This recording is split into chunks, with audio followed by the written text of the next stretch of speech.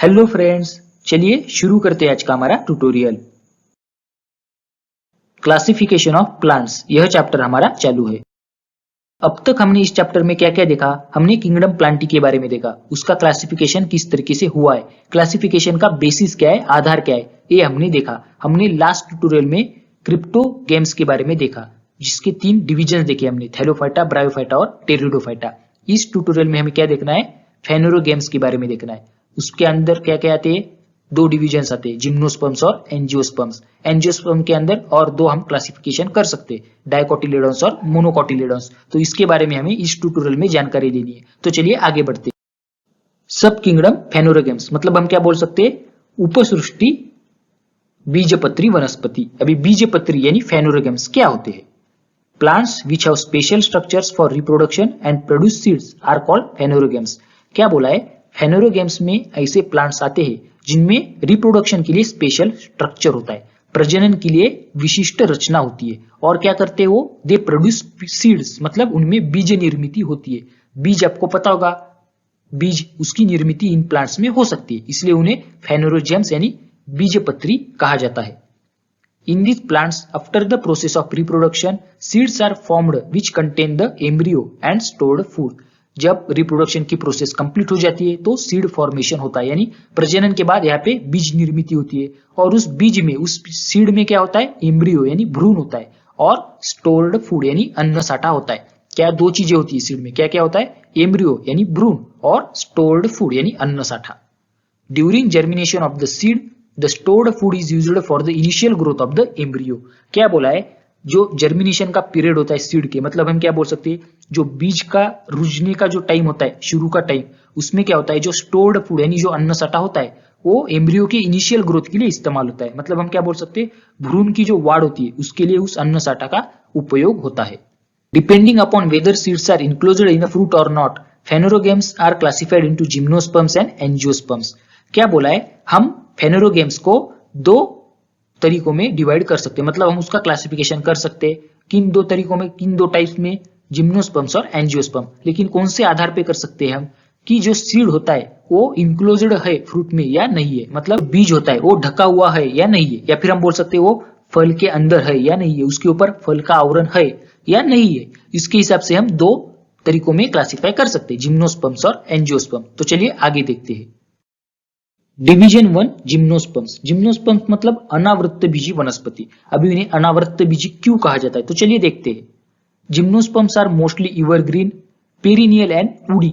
क्या बोला है? जो जिम्नोस्पर्म्स में आती है, मतलब अनावृत्त बीज वनस्पति का जो गट है, इनमें जो वनस्पतियां आती है, इनमें जो प्लांट्स आते हैं वो एवरग्रीन होते हैं यानी सदाहरित होते हैं। पेरिनियल बोला है, पेरिनियल मतलब हम क्या बोल सकते हैं? बहुवार्षिक होती है। एंड वुडी, वुडी मतलब काष्ठमय, मतलब उड़ी का मतलब आपको पता होगा, काष्ठमय, उनमें ऊड ज्यादा होता है, उनमें लकड़ी ज्यादा होती है। अगर आप केले के पेड़ का एग्जांपल लोगे तो वो उड़ी होता है क्या? नहीं। उसमें लकड़ी ज्यादा होती है क्या? नहीं। तो वो उड़ी नहीं है। तो ये जो जिम्नोस्पर्म के अंदर जो आते हैं वो बहुत ज्यादा उड़ी होते, पेरिनियल होते और एवरग्रीन होते हैं। Their stems are without branches. उनके जो स्टेम्स होते हैं वो विदाउट ब्रांचेस होते हैं, मतलब हम क्या बोल सकते हैं? उनकी जो स्टेम के ऊपर ब्रांचेस नहीं होते, जो खोड होता है वो उनके ऊपर फांदियां नहीं होती। The leaves form a crown. क्या बोला है? जो पत्ते होते हैं वो क्राउन बनाते। क्राउन मतलब मुकुट, जो राजा महाराजा मुकुट पहनते, उसी तरीके से पत्तों से मुकुट बनता है। These plants bear male and female flowers on different sporophyls of the same plant। क्या बोला है? इस प्लांट में मेल और फीमेल फ्लावर्स होते हैं, मतलब हम क्या बोल सकते हैं? नर और मादी फूले इन पेड़ पे होती है, लेकिन अलग अलग बीजाणुपत्रों पे। मतलब यहाँ पे बोला डिफरेंट स्पोरोफिल्स पे, मतलब जो बीजाणुपत्र होता है वो अलग अलग होता है। एक ही पेड़ के होते हैं फ्लावर्स, लेकिन अलग अलग बीजाणुपत्र पे होते हैं। और कौन से होते हैं? मेल और फीमेल, नर और मादी जाति की फूले इस पेड़ के ऊपर होती है, लेकिन अलग अलग बीजाणुपत्र पे होती है। Seeds of this plants do not have natural coverings, that is this plants do not form fruits and are therefore called gymnosperms. इनमें जो प्लांट्स आते हैं उनके जो सीड्स होते हैं उसके ऊपर नेचुरल कवरिंग नहीं होती, नैसर्गिक आवरण उसके ऊपर नहीं होता, बीज के ऊपर। और जो प्लांट्स होते हैं वो फ्रूट्स नहीं बनाते, फल निर्मित नहीं होती, और इसीलिए उसे जिम्नोस्पर्म्स कहा गया है। जिम्नोस मतलब नेक्ड, स्पर्म्स मतलब सीड। नेक्ड का मतलब हम क्या बोल सकते हैं? न ढका हुआ, जिसके ऊपर कोई भी आवरण नहीं है, ऐसा न ढका हुआ। और स्पर्म्स मतलब सीड, इनके जो सीड होते हैं वो न ढके हुए होते, मतलब उसके ऊपर कोई भी आवरण नहीं होता, इसलिए उसे अनावृत बीजी कहा जाता है। अभी आप ऐसा कैसे बोल सकते हो, मतलब ऐसा कौन सा सीड होता है जो इसके ऊपर कोई आवरण ना हो। अगर हम मैंगो का एग्जांपल लेंगे, मैंगो ट्री, उसका जो सीड होता है वो तो मैंगो के अंदर होता है, फल के अंदर, मतलब वो ढका हुआ होता है, मतलब वो जिम्नोस्पर्म में आएगा क्या, नहीं।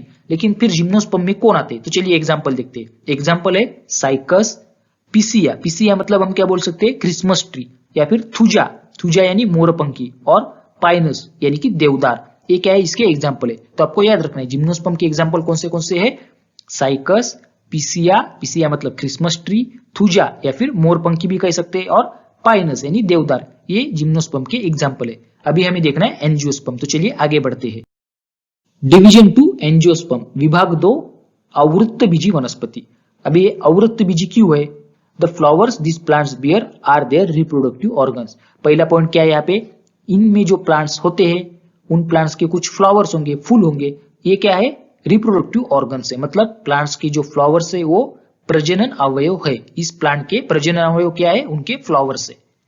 Flowers develop into fruits and seeds are formed within fruits. Flowers से फ्रूट डेवलप होता है, मतलब जो फूल होता है वो फल में रूपांतरित होता है, और उसके बाद उसके अंदर क्या होता है, सीड बन जाता है, मतलब उस फल के अंदर फिर बीज निर्मित होती है। Thus, these seeds are covered, hence they are called angiosperms. यहाँ पे जो सीड होता है वो कवर्ड होता है, मतलब हम क्या बोल सकते हैं, ढका हुआ होता है, उसके ऊपर आवरण होता है, इसलिए उसे एंजियोस्पर्म कहा जाता है। एंजियोस मतलब कवर यानी आवरण, स्पर्म्स मतलब सीड यानी सीड के ऊपर आवरण होता है, इसलिए उसे आवृत्त बीज यानी एंजियोस्पर्म कहा जाता है। The plants whose seeds can be divided into two equal halves or dicotyledons are called dicotyledonous plants, and those whose seeds cannot be divided into equal parts are called monocotyledonous plants. क्या बोला है, in plant में जो seeds होते हैं या तो हम उसे दो इक्वल पार्ट में डिवाइड कर सकते हैं या तो नहीं कर सकते, मतलब जो बीज होता है उसको हम दो समान भागों में उसके टुकड़े कर सकते हैं या फिर नहीं कर सकते। अगर हम कर सकते हैं तो हम उसे क्या बोलेंगे, डाइकोटिलेडनस प्लांट्स। अगर हम ऐसा नहीं कर सकते तो हम क्या बोलेंगे उसे, मोनोकोटिलेडनस प्लांट्स। मतलब अगर बीज के दो समान हिस्से हो सकते हैं तो हम उसे क्या बोलेंगे, डाइकोटिलेडनस प्लांट्स। अभी उसे डाइकोटिलेडनस को क्या बोलते हैं हम, द्विबीजपत्री। और अगर समान हिस्से ना होते होंगे बीज के तो हम उसे मोनोकोटिलेडनस प्लांट्स बोलेंगे, यानी एक बीजपत्री वनस्पति। अभी क्या होते हैं डाइकोटिलेडनस प्लांट्स और मोनोकोटिलेडनस प्लांट्स, तो चलिए देखते हैं। यहाँ पे आपको डाइकोटिलेडनस प्लांट्स और मोनोकोटिलेडनस प्लांट्स के बीच का डिफरेंस दिया हुआ है। पहला है सीड, यानी दोनों के अंदर सीड का क्या डिफरेंस है। पहला डाइकोटिलेडनस में क्या बोला है, टू कोटिलेडन्स, और मोनोकोटिलेडनस में बोला है सिंगल कोटिलेडन। मतलब हम क्या बोल सकते हैं, जो द्विबीजपत्री होती है उनमें सिर्फ दो बीजपत्रे होते हैं, सिर्फ दो कोटिलेडन्स यानी बीजपत्रे होती है, और जो मोनोकोटिलेडनस है यानी एक बीजपत्री, उनमें सिर्फ एक ही बीजपत्र होता है, यानी उनमें क्या होता है, सिंगल कोटिलेडन होता है। सेकंड हम देखेंगे रूट, यानी जो मूल होता है पेड़ का, उसके हिसाब से इन दोनों में क्या डिफरेंस है।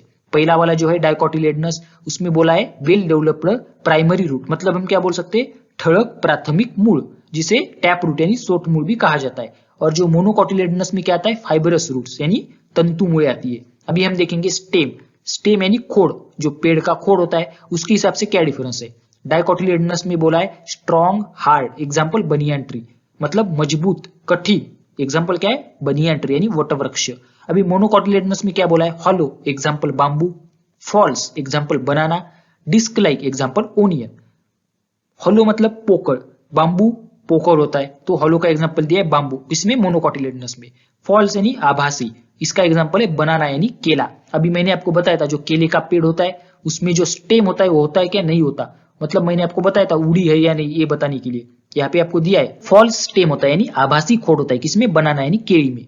अभी ओनियन क्या बोला है, डिस्क लाइक, मतलब चक्ति जैसा। चक्ति जैसा कौन सा होता है, ओनियन, तो ये मोनोकोटिलेडनस के एग्जाम्पल है। अभी लीफ के हिसाब से अगर हम देखें पत्ते, तो क्या डिफरेंस आता है। पहला बोला है reticulate venation, reticulate venation, reticulate venation मतलब हम क्या बोल सकते हैं, जालीदार शिराविन्यास, जालीदार शिराविन्यास, किसमें, डाइकोटिलेडनस में। और मोनोकोटिलेडनस में पैरेलल वेनेशन यानी समांतर शिराविन्यास। अभी ये रेटिकुलेट वेनेशन क्या होता है और पैरेलल वेनेशन क्या होता है। अगर आप पत्ता लोगे पेड़ का, अगर उस पत्ते के बीच में एक मेन शीर होगी, शीर मतलब हम क्या बोल सकते हैं, वेन, अगर एक मेन शीर बीच में होगी और जो बाकी के है वो अगर ब्रांचेस जैसे उसको होंगे आजू बाजू में दोनों तरफ, उस मेन शीर के जो मध्य भाग में है उसके दोनों तरफ और वेन्स होंगी, उसको अलग अलग ब्रांचेस होगी, तो हम क्या बोलेंगे उसे रेटिकुलेट वेनेशन यानी जालीदार शिरा विन्यास। मतलब ऐसा लगता है कि वो जाली बन गई, वो जो वेन्स है, जो शिरा है, उनकी जाली बन गई ऐसा लगता है। और पैरेलल वेनेशन मतलब समांतर शिरा विन्यास, वो जो लिप बेस होता है, पर्णतल, वहां से लेके जो पर्णाग्र यानी लिप एपेक्स होता है वहां तक वो वेन्स फैले हुए होते हैं, मतलब लंबे लंबे वेन्स होते हैं। और कैसे होते हैं, वो एक दूसरे को पैरेलल होते हैं यानी समांतर होते हैं। तो ये डिफरेंस क्या है लीफ के हिसाब से। अगर हम फ्लावर के हिसाब से देखेंगे तो क्या होगा डिफरेंस, डाइकोटिलेडोनस में क्या बोला है, फ्लावर्स विथ 4 और 5 पार्ट्स और इन देयर मल्टीपल्स, जैसे कि टेट्रामेरस और पेंटामेरस। क्या बोला है, जो फ्लावर होते हैं यानी जो फूल होते हैं वो 4 या तो 5 भागों में विभाजित हो चुके होते हैं, मतलब 4 और 5 भागों से वो फूल बनता है, इसलिए उसे क्या बोलते हैं, चतुर्भागी या फिर पंचभागी। टेट्रामेरस मतलब चतुर्भागी, पेंटामेरस मतलब पंचभागी। और मोनोकोटिलेडोनस में फ्लावर्स विथ 3 पार्ट्स और इन मल्टीपल्स ऑफ 3। क्या बोला है, जो फूल होते हैं मोनोकोटिलेडोनस में वो 3 भागों से बने हुए होते हैं या फिर 3 के पट में भाग होते हैं उसके, इसलिए इसे त्रिभागी कहा जाता है। तो फ्लावर के हिसाब से ये डिफरेंस है। तो आशा करता हूं कि आपको अच्छे से समझ में आ गया होगा डाइकोटिलेडोनस यानी द्विबीजपत्री और मोनोकोटिलेडोनस यानी एक बीजपत्री में क्या डिफरेंस है। अभी जो एग्जांपल है वो सिंपल है। डाइकोटिलेडोनस अगर के आप एग्जांपल देखना चाहो तो आपको पता होगा, आपका जो शेंगदाना होता है ग्राउंड नट, ये किसमें आता है, डाइकोटिलेडोनस में, मतलब वो द्विबीजपत्री। आप जो शेंगदाना होता है उसके 2 समान हिस्से कर सकते हो। और आप क्या एग्जांपल लोगे, चना, चने के आप 2 समान हिस्से कर सकते हो। या फिर हम क्या बोल सकते हैं, और जो छोले भटूरे आप खाते हो उसमें जो छोले होते हैं वो उसके भी आप 2 समान हिस्से कर सकते हो। काजू बादाम ये किसमें आते हैं, डाइकोटिलेडोनस में, मतलब जो हमारा आलमंड या फिर हम क्या बोल सकते कैश्यू नट होते ये किसमें आते हैं, डाइकोटिलेडोनस में, क्योंकि हम उसको 2 हिस्सों में समान भाग कर सकते हैं। और मैंगो का जो सीड होता है उसको भी हम 2 इक्वल पार्ट्स में डिवाइड कर सकते हैं, तो वो भी किसमें आएगा, डाइकोटिलेडोनस प्लांट्स में आएगा। अभी मोनोकोटिलेडोनस प्लांट्स के एग्जांपल कौन से आते हैं, अगर हम ग्रेन्स लेंगे, ग्रेन्स मतलब जैसे कि व्हीट, राइस, बाजरा, ज्वार, तो ये किसमें आता है, मोनोकोटिलेडोनस में, मतलब हमारे जो गेहूं तांदूळ होते उसको हम 2 समान हिस्सों में डिवाइड नहीं कर सकते, तो किसमें आएगा, मोनोकोटिलेडोनस प्लांट्स में। तो आशा करता हूं कि आपको अच्छे से समझ में आ गया होगा। तो यहाँ पे हमारा चैप्टर खत्म होता है। हमने इस चैप्टर में जो जो चीजें देखी, आशा करता हूं आपको सारी चीजें अच्छे से समझ में आ गई होंगी और अपने अच्छे से सारे की सारे पॉइंट्स नोट डाउन करके लिए होंगे। तो चलिए यहाँ पे हमारा चैप्टर खत्म होता है। अगर आपको ये वीडियो अच्छा लगे तो वीडियो को लाइक कीजिए, आपके दोस्तों के साथ शेयर कीजिए और चैनल को सब्सक्राइब करना मत भूलिए। चैनल को सब्सक्राइब कीजिए और नोटिफिकेशन बेल को ऑन कीजिए ताकि आपको टाइम पे नोटिफिकेशन मिलता रहे। अब हम मिलेंगे नेक्स्ट ट्यूटोरियल में, तब तक के लिए tata bye bye, take care.